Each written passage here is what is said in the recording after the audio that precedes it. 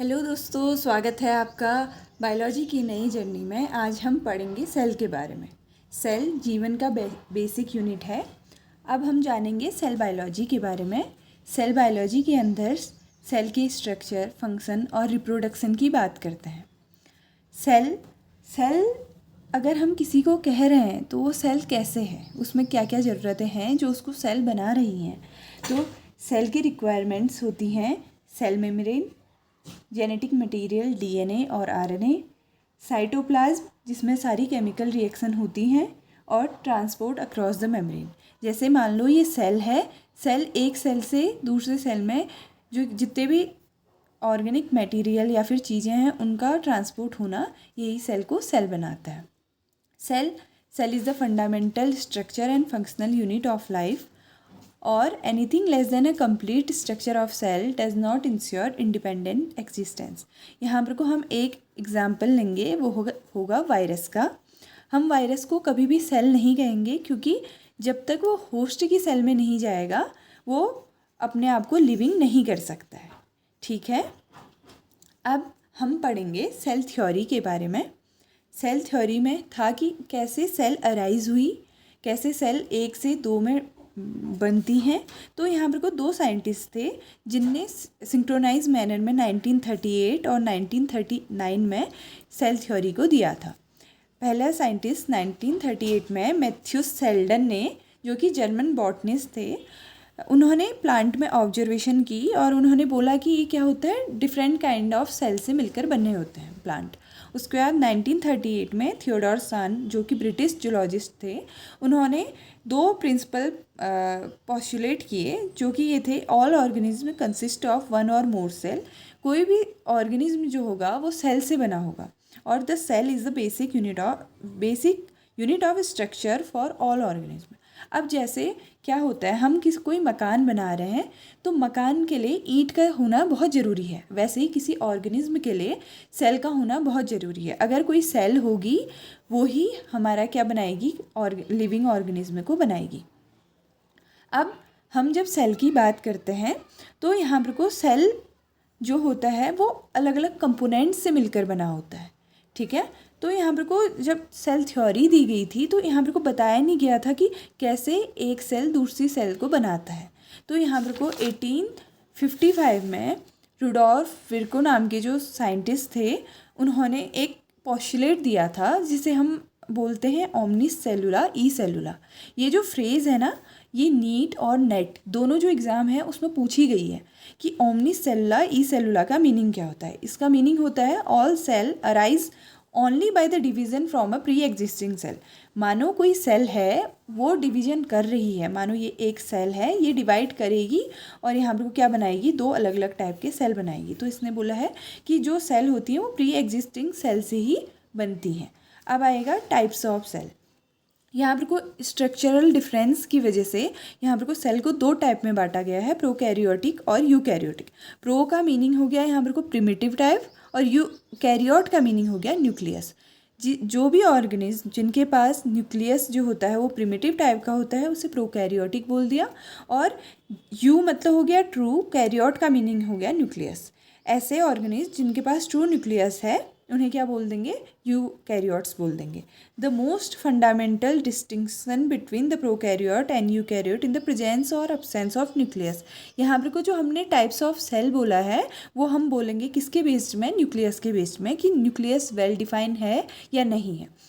The eukaryotic cell have true membrane bound nucleus whereas prokaryote cell does not। तो यहाँ पर को हमने क्या जाना कि जो प्रोकैरियोट है उसमें न्यूक्लियस वेल डिफाइंड नहीं है। अब हम थोड़ा सा जान लेंगे कि प्रोकैरियोटिक सेल क्या होती है। हमने देखा था RH व्हिटेकर का क्लासिफिकेशन, जो कि पांच किंगडम में डिवाइडेड था। तो उसमें एक था मोनेरा, जिसमें कि बैक्टीरिया आते हैं, और बैक्टीरिया का हम जब जानेंगे तो वो क्या होते हैं, प्रोकैरियोटिक।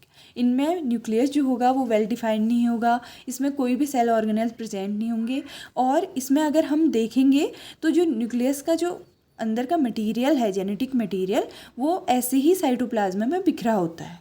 ठीक है। तो अब हम जानेंगे प्रोकैरियोटिक सेल क्या होती है। तो प्रोकैरियोटिक सेल जब हम देखेंगे तो ये स्मॉल, सिंपल और अलग अलग साइज़ और शेप के होते हैं। यहाँ पर को मैंने कुछ साइज़ लिखे हैं, जैसे कोकाई, बेसिलाई, विब्रियो, स्पाइरा और प्लियोमॉर्फिक। प्लियोमॉर्फिक का मीनिंग होता है कि अलग अलग शेप में खुद को चेंज करने की एबिलिटी। तो सबसे जो छोटा बैक्टीरिया हम देखते हैं वो 0.3 म्यूमीटर से सबसे बड़ा होता है 600 म्यूमीटर का, और जो सबसे छोटा होता है वो क्या होता है, माइकोप्लाज्म, जिसे हम क्या बोलते हैं, joker of the plant kingdom, क्योंकि इसमें सेल वॉल अब्सेंट होती है। अब हम देखेंगे all prokaryotic are unicellular organism. Unicellular का मीनिंग हुआ सिंगल सेल का मिलकर बना होता है, और सिंगल जो सेल है उसमें सारी केमिकल रिएक्शनें होती हैं और सब चीज़ें ये प्रोसेस कर पाता है, जैसे डीएनए रेप्लिकेशन और ट्रांसक्रिप्शन, ट्रांसलेशन और सारी भी ये सारी प्रोसेस होती हैं केमिकल, वो सारी एक ही सेल के अंदर होती हैं। There DNA is not compose to histone protein and its genome is usually single chromosome. एक सिंगल क्रोमोसोम से मिलकर बना होता है, जो कि क्या हो सकता है, या तो सर्कुलर हो सकता है या लीनियर। ठीक है। फिर आता है all prokaryote cell component are located together in same compartment. जैसे अभी मैंने बताया कि एक ही सेल है तो कंपार्टमेंट भी एक होगा, और ऑर्गेनल्स भी नहीं प्रेजेंट होते तो क्या बोलेंगे हम, सेम कंपार्टमेंट में रहते हैं। The prokaryotic plasma membrane is surrounded by cell wall. यहाँ पर को एक मानो ये सेल है, इसके बाहर पे हमारे क्या पाया जाता है, सेल वॉल भी पाया जाता है। ठीक है। अब हम आगे इसकी बात करेंगे कि प्रोकैरियोट होता क्या है। तो प्रोकैरियोट जो होती है, प्रोकैरियोटिक सेल होती है, वो दो मेजर टेक्सोनोमिक ग्रुप में बटी हुई होती है। एक होता है बैक्टीरिया, जो कि यू बैक्टीरिया होता है, मतलब सिंपल बैक्टीरिया। एक होता है आर्किया। आर्किया जो होते हैं वो बहुत एनिसियंट बैक्टीरिया भी जाने जाते हैं। फिर आता है both bacteria and archaea exist only by unicellular organism. You bacteria and archaea are no more genetically related to each other. जो आर्की बैक्टीरिया होते हैं वो यू बैक्टीरिया से उतना रिलेट नहीं करते हैं जेनेटिकली, मगर ये किससे रिजेंबल करते हैं, ये यू कैरियोट से रिजेंबल करता है। अब मैं यहाँ पर को आपको एक प्रोकैरियोटिक सेल दिखाऊंगी। ये एक प्रोकैरियोटिक सेल है। जो ये मेम्ब्रेन देख रहे हैं, ये हो गया हमारा प्लाज्मा मेम्ब्रेन, जो कि लिविंग मेम्ब्रेन है। उसके बाहर पे सेल वॉल, फिर कैप्सूल, और यहाँ पर को जो है ये पिलाई और फिमरे है, और यहाँ पर को एक फ्लैजिला निकला हुआ है। डीएनए जो है वो फैला हुआ है हमारी किसमें, साइटोप्लाज्म में फैला हुआ है। इसमें ऑर्गेनल्स कोई भी नहीं है, मगर यहाँ पर को राइबोसोम और छोटे छोटे ये वाला जो स्ट्रक्चर होता है उसको हम लोग न्यूक्लियोइड बोलेंगे। अब हम यहाँ से जानेंगे यूकैरियोटिक सेल के बारे में। यू का मीनिंग मैंने पहले बताया था, ट्रू, और कैरियोट्स का मीनिंग होता है न्यूक्लियस। तो यहाँ पर को क्या है, यहाँ पर को ये लार्ज होते हैं और कॉम्प्लेक्स होते हैं। ठीक है। और उसके अलावा लार्ज, कॉम्प्लेक्स, और इसमें कंपार्टमेंटलाइजेशन पाया जाता है, मतलब कि अलग अलग कंपार्टमेंट में होता है। और जो सबसे प्रोमिनेंट ऑर्गेनल्स होता है वो न्यूक्लियस होता है यहाँ पे। और इसमें जो ऑर्गेनल्स होंगे वो क्या क्या होंगे, वो होंगे ER, endoplasmic reticulum, Golgi apparatus, peroxisome, lysosome, mitochondria. और हम एडिशन में देखेंगे तो प्लांट्स में यहाँ पर को क्लोरोप्लास्ट और वैक्यूल पाया जाता है, और मोटिलिटी के लिए सीलिया और फ्लैजिला पाया जाता है। और जो एनिमल सेल होती है उसमें क्या पाया जाता है, लाइसोसोम पाया जाता है। ठीक है। अब हम यहाँ पर को देखेंगे कि क्या एडवांटेज हैं मेम्ब्रेन बाउंड कंपार्टमेंट के।